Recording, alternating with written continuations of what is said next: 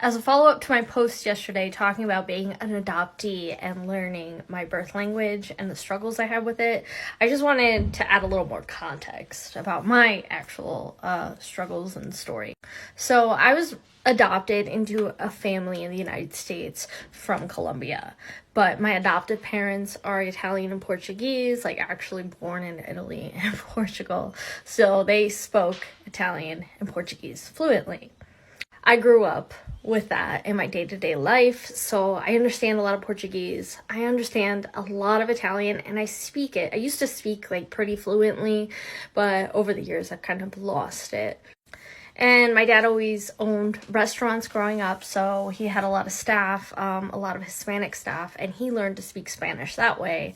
And I was exposed to a little bit of that when I worked into the restaurants. But ever since I found out I was adopted at 19, I've kind of been trying to regain that language. And I think it's mostly a trauma response because every time I try to speak Spanish, I just feel like a lot of shame and internalized angst about not knowing it, the language that I was born into.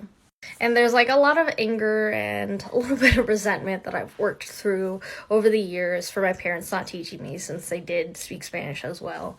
But now it's just like this extra thing that I have to deal with on a frequent basis because I found birth family in Colombia that I communicate with.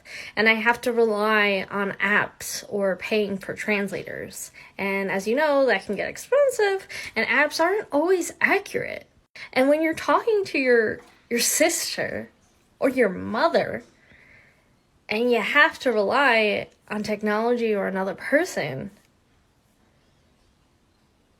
that's just a weird and different type of pain. And so I try to practice, but it's still hard for me. I'm much more comfortable listening to Spanish, other people speak Spanish, and then me answering back in English, because that's much easier to me since I understand it better than I speak it. But as you know, you have to practice, otherwise you're not going to learn it. So I'm trying to work on that.